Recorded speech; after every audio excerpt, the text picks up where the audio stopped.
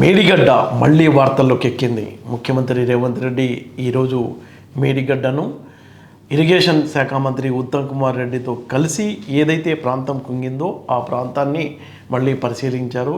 అక్కడ జరిగిన సమావేశంలో ప్రసంగించారు.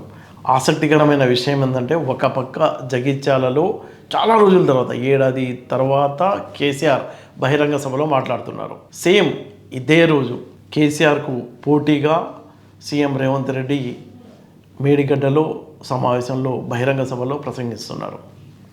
అంటే కాంగ్రెస్ పార్టీ ఈ రెండు ప్రాంతాలు కూడా మేడిగడ్డ అలాగే జగిత్యాల ఉత్తర తెలంగాణలో ఉన్నాయి.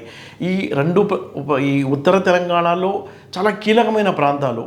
ఇక్కడ తమ ఆధిపత్యం నిలుపుకోవడానికి రెండు పార్టీలు కూడా రాజీ లేని పోరాటం చేస్తున్నాయని చెప్పుకోవచ్చు. అంటే ఏదైతే మాజీ సీఎం కేసీఆర్ కాంగ్రెస్ పార్టీని టార్గెట్గా చేసుకొని ఆయన ఎలాంటి విమర్శలు చేస్తున్నారో ఆ విమర్శలకు తగ్గట్టు గతంలో బీఆర్ఎస్ హయాంలో చేసిన అవినీతి ఆరోపణల్ని ప్రత్యక్షంగా ఏదైతే మేడిగడ్డ కుంగిపోయిందో అక్కడి నుంచి తన వాగ్దాటిగా బలంగా తన వాయిస్ని వినిపించడానికి రేవంత్ రెడ్డి ప్రయత్నం చేశారు. అంటే రెండు పార్టీలు కూడా తమ ఆధిపత్య పోరులో భాగంగా ఈ మేడిగడ్డ నుంచి సీఎం రేవంత్ రెడ్డి అంటే మొత్తం మీడియాని, ప్రజల దృష్టిని ఏదైతే కేసీఆర్ జగిత్యాల వేదికగా కాంగ్రెస్ పార్టీపై విరుచుకుపడాలని ప్లాన్ చేశారో దానికి ప్రతివ్యూహంగా చాలా వ్యూహాత్మకంగా ముఖ్యమంత్రి రేవంత్ రెడ్డి మేడిగడ్డ ప్రాంతాన్ని ఎన్నుకొని ఈరోజు ఉత్తమ్ కుమార్ రెడ్డితో కలిసి ఆ కుంగిపోయిన ప్రాంతం దగ్గర నుంచి మళ్ళీ అంటే గతంలో కేసీఆర్ ప్రభుత్వం చేసిన తప్పుల్ని తాము సరిదిద్దుతున్నామన్న మెసేజ్ని బలంగా ప్రజల్లోకి పంపడానికి చేసిన ప్రయత్నంగా చెప్పుకోవచ్చు. 2 ఏళ్ల క్రితం 2024 ఫిబ్రవరి 13న సీఎం రేవంత్ రెడ్డి మొట్టమొదటిసారి మేడిగడ్డ బ్యారేజ్ని సందర్శించారు. కాళేశ్వరం ప్రాజెక్టులో అవినీతి ఆరోపణలు అలాగే బ్యారేజ్ పిల్లర్లు కుంగిపోవడంపై అధ్యయనం చేయడానికి ఆయన తన క్యాబినెట్ మంత్రులు, ఎమ్మెల్యేలతో కలిసి ప్రత్యేక బస్సులో వెళ్ళి పరిస్థితిని ప్రత్యక్షంగా పరిశీలించారు. ఆ తర్వాత ఆయన మళ్ళీ మేడిగడ్డకు వెళ్ళలేదు. అయితే అప్పటి నుంచి కాళేశ్వరం లిఫ్ట్ ఇరిగేషన్ ప్రాజెక్టుపై నిరంతరం విమర్శలు చేస్తూనే ఉన్నారు. కూళేశ్వరం అని అభివర్ణిస్తూ మాజీ సీఎం కేసీఆర్తో పాటు గత బీఆర్ఎస్ ప్రభుత్వంపై అవినీతి ఆరోపణలు చేస్తున్నారు. ఏ సందర్భం వచ్చినా కాళేశ్వరం ప్రాజెక్టును టార్గెట్ చేస్తున్నారు. ఇక ఇటీవల ప్రభుత్వం నియమించిన retired supreme court justice PC Ghosh commission కీలక నివేదిక రావడం, అలాగే కేసును సిబిఐకి అప్పగిస్తున్నట్టు అసెంబ్లీలో ప్రకటించడం తర్వాత రేవంత్ రెడ్డి మళ్ళీ కాళేశ్వరం టూర్కి వెళ్ళడంపై అందరిలో ఆసక్తి పెరిగింది. కాళేశ్వరం ప్రాజెక్టుకు సంబంధించి అలాగే మేడిగడ్డ, అన్నారం, సుందెళ్ల బ్యారేజ్లో ఆ సమస్యల్ని రిపేర్ చేయడానికి రాష్ట్ర ప్రభుత్వం చాలా కీలకమైన నిర్ణయం తీసుకుంది. అంటే అక్కడ జరిగిన తప్పుల్ని సరిదిద్ది మళ్ళీ ఈ ప్రాజెక్టులను ప్రజలకు ఉపయోగపడేలా చేయటం, మళ్ళీ రైతులకు కావాల్సిన నీటిని ఈ ప్రాజెక్టుల నుంచి అందించడంలో భాగంగా ఈ మరమ్మత్తు పనులు వెంటనే ప్రారంభించాలని రేవంత్ సర్కార్ అధికారులకు ఆదేశించిన నేపథ్యంలో ఈరోజు ఉత్తమ్ కుమార్ రెడ్డి ఇరిగేషన్ శాఖ మంత్రితో కలిసి సీఎం రేవంత్ రెడ్డి ఈ ప్రాజెక్టును సందర్శన అనేది పెట్టుకున్నారు.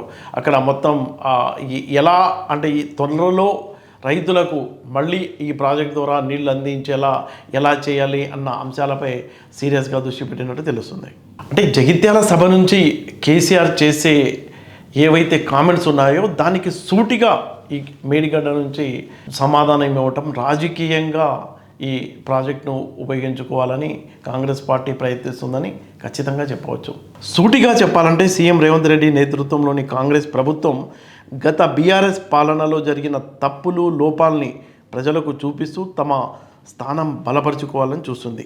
ఇందులో భాగంగా మేడిగడ్డ బ్యారేజ్ సమస్యను ఒక ముఖ్యమైన ఉదాహరణగా చూపిస్తుంది. భారీగా ఖర్చు చేసి ప్రాజెక్టు వల్ల రాష్ట్రానికి ఆర్థిక భారం పెరిగిందని చెప్తున్నారు. సుమారు 97,000 కోట్ల రూపాయలు ఖర్చు చేసి నిర్మించిన ప్రాజెక్టుకు ప్రతి సంవత్సరం భారీ వడ్డీ చెల్లించాల్సి వస్తుందని రేవంత్ సర్కార్ విమర్శిస్తుంది. అందుకే దీన్ని పెద్ద స్కామ్గా ప్రస్తావిస్తున్నారు. మేడిగడ్డలో చిన్నపాటి రిపేర్లను చాలా పెద్దగా భూతద్దంలో చూపిస్తూ రాజకీయ కక్ష సాధింపుకు రేవంత్ సర్కార్ పాల్పడుతుందని బీఆర్ఎస్ పార్టీ ఆరోపిస్తుంది. అయితే ఏవైనా సాంకేతికపరమైన లోపాలుంటే దాన్ని ఏదైతే నిర్మాణ సంస్థ ఆ ప్రాజెక్ట్ కట్టిందో వాళ్ళే బాధ్యత వహించాలి, వాళ్ళ ఖర్చుతోనే రిపేర్లు చేయించాలని మాజీ ముఖ్యమంత్రి కేసీఆర్ గతంలో చెప్పారు. అయితే ఇప్పుడు కేవలం కాంగ్రెస్ పార్టీ తన రాజకీయ ప్రాబల్యం కోసం అంటే బీఆర్ఎస్ పైన ఆరోపణలు చేసుకోవడానికే ఈ ప్రాజెక్టులో అక్కడ జరిగిన అంశాలను ఎత్తి చూపిస్తుందని కేసీఆర్ ఆరోపిస్తున్నారు.